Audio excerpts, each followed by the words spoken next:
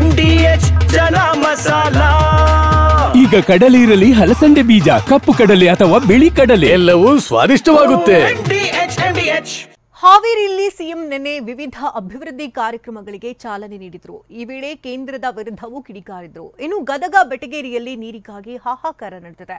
ಈ ಸುದ್ದಿಯನ್ನು ನೋಡೋಣ ಸಮಗ್ರ ನ್ಯೂಸ್ ಟಾಪ್ 9 ನಲ್ಲಿ.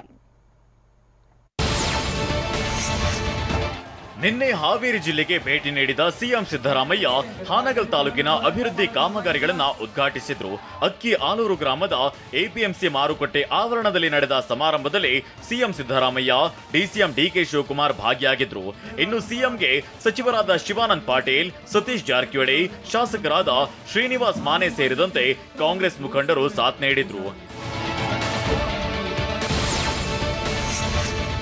ಜಾತಿ ಗಣತಿ ವಿಚಾರವಾಗಿ ಕೇಂದ್ರ ಸರ್ಕಾರದ ವಿರುದ್ಧ ಸಿಎಂ ಸಿದ್ದರಾಮಯ್ಯ ಕಿಡಿಕಾರಿದ್ರು.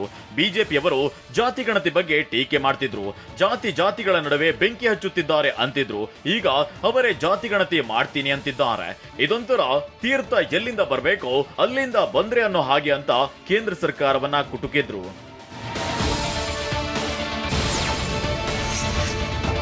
ಕರ್ನಾಟಕ ಸರ್ಕಾರ ದೇಶದಲ್ಲಿ ಮಾದರಿ ಸರ್ಕಾರವಾಗಿದೆ ಅಂತ ಸಿಎಂ ಸಿದ್ದರಾಮಯ್ಯ ಹೇಳಿದ್ದಾರೆ. ಹಾವೇರಿ ಜಿಲ್ಲೆ ಹಾನಗಲ್ ತಾಲೂಕಿನ ಅಕ್ಕಿ ಆಲೂರಿನಲ್ಲಿ ಮಾತನಾಡಿ, ಗ್ಯಾರಂಟಿ ಜಾರಿ ಮಾಡಿದ್ರೆ ಆರ್ಥಿಕವಾಗಿ ದಿವಾಳಿ ಆಗುತ್ತೆ ಅಂತ ಹೇಳಿದ್ರು. ಆದ್ರೆ ಈಗ ಅವರೇ ನಮ್ಮ ಗ್ಯಾರಂಟಿ ಯೋಜನೆ ಕಾಪಿ ಮಾಡಿದ್ದಾರೆ. ಜಿಎಸ್ಟಿ ಕಟ್ಟೋದ್ರಲ್ಲಿ ಕರ್ನಾಟಕ ರಾಜ್ಯ 2ನೇ ಸ್ಥಾನದಲ್ಲಿದೆ. ನಾವು ದಿವಾಳಿ ಆಗ್ಬಿಟ್ಟಿದೀವ ಏನ್ರಿ ನರೇಂದ್ರ ಮೋದಿಜಿ ಅಂತ ಗುಡುಗಿದ್ದಾರೆ. ಡಿಸಿಎಂ ಡಿಕೆ ಮಾತನಾಡಿ, ನಮ್ಮ ಕರ್ನಾಟಕ ಭಾರತಕ್ಕೆ ಮಾದರಿಯಾಗಿದೆ ಅಂತ ಹೇಳಿದ್ರು. ಇಲ್ಲಿ 645 ಕೋಟಿ ರೂಪಾಯಿ ಹಣದಲ್ಲಿ ಅಭಿವೃದ್ಧಿ ಕಾಮಗಾರಿಗಳಿಗೆ ಚಾಲನೆ ಕೊಟ್ಟಿದ್ದು ಚಾಲನೆ ಅಲ್ವಾ? ಗ್ಯಾರಂಟಿ ಯೋಜನೆ ಯಡಿಯೂರಪ್ಪ ಸರ್ಕಾರ, ಬೊಮ್ಮಾಯಿ ಸರ್ಕಾರ, ಮೋದಿ ಸರ್ಕಾರ ಮಾಡಿದ್ದ. ಇನ್ನು ನಮ್ಮ ನಿಮ್ಮ ಸಂಬಂಧ ಭಕ್ತ ಭಗವಂತನ ನಡುವೆ ಇರೋ ಸಂಬಂಧ ಅಂತ ಜನರಿಗೆ ಹೇಳಿದ್ರು. ಗದಗ ಬೆಟಗೇರಿ ಅವಳಿ ನಗರದಲ್ಲಿ ಕುಡಿಯುವ ನೀರಿಗಾಗಿ ಹಾಹಾಕಾರ ನಡೆದಿದೆ. 2 ತಿಂಗಳಾದ್ರೂ ಕುಡಿಯೋ ನೀರು ಪೂರೈಕೆಯಾಗದ ಕಾರಣ ಹುಡ್ಕೋ ಕಾಲೋನಿ ಮಹಿಳೆಯರು ನಗರಸಭೆ ವಿರುದ್ಧ ಆಕ್ರೋಶ ವ್ಯಕ್ತಪಡಿಸಿದ್ದಾರೆ. ತುಂಗಭದ್ರಾ ನದಿಯಲ್ಲಿ ನೀರು ಇದ್ರೂ ಯಾಕೆ ಪೂರೈಕೆ ಮಾಡ್ತಿಲ್ಲ ಅಂತ ಖಾಲಿ ಕೊಡಗಳನ್ನ ಹಿಡಿದು ಮಹಿಳೆಯರು ಆಕ್ರೋಶ ವ್ಯಕ್ತಪಡಿಸಿದ್ದಾರೆ.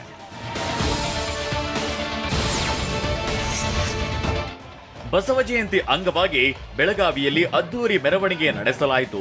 ಕಿತ್ತೂರು ರಾಣಿ ಚೆನ್ನಮ್ಮ ವೃತ್ತದಲ್ಲಿ ಮೆರವಣಿಗೆಗೆ ಚಾಲನೆ ನೀಡಲಾಯಿತು.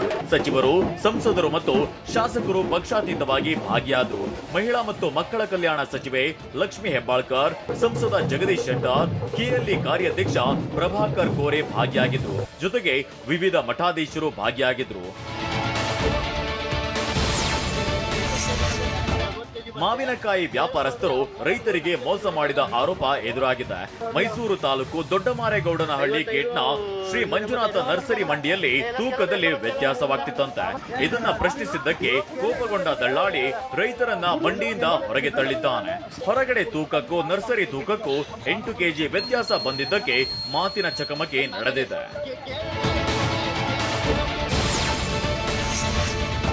ಕೋಲಾರ ಜಿಲ್ಲೆಯಲ್ಲಿ ಕಳೆದ ರಾತ್ರಿ ಸುರಿದ ಮಳೆಯಿಂದ 10 ಅವಾಂತರಗಳೇ ಸೃಷ್ಟಿಯಾಗಿದೆ.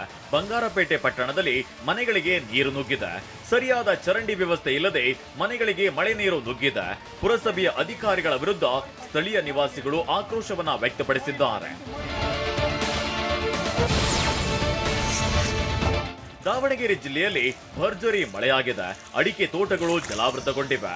ಚನ್ನಗಿರಿ ತಾಲೂಕಿನ ಕಾರಿಗನೂರು ಮತ್ತು ಹರಿಹರ ತಾಲೂಕಿನ ಕಮಲಾಪುರ ಸೇರಿದಂತೆ ಕೆಲ ಕಡೆ ಅಡಿಕೆ ತೋಟಗಳಿಗೆ ನೀರು ನುಗ್ಗಿದೆ. ಕಳೆದ 2 ದಿನಗಳಿಂದ ಜಿಲ್ಲೆಯ ಕೆಲ ಭಾಗದಲ್ಲಿ ತಡರಾತ್ರಿ ಮಳೆ ಸುರಿಯುತ್ತಿದ್ದು ರೈತರನ್ನ ಕಂಗೆಡಿಸಿದೆ.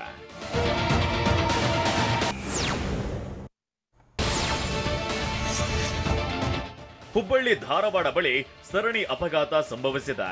ಧಾರವಾಡ ತಾಲೂಕಿನ ಇಟ್ಟಿಗಟ್ಟಿ ಗ್ರಾಮದ ಬಳಿ ಘಟನೆ ನಡೆದಿದೆ. ಗೋ ಗ್ಯಾಸ್ ಕಂಪನಿಯ ಲಾರಿಗೆ ಕಾಂಕ್ರೀಟ್ ಮಿಕ್ಸರ್ ಲಾರಿ ಡಿಕ್ಕಿಯಾಗಿದೆ. ಬಳಿಕ ಕಲ್ಲು ಸಾಗಾಣಿಕೆ ಲಾರಿಗೆ ಡಿಕ್ಕಿ ಹೊಡೆದಿದೆ.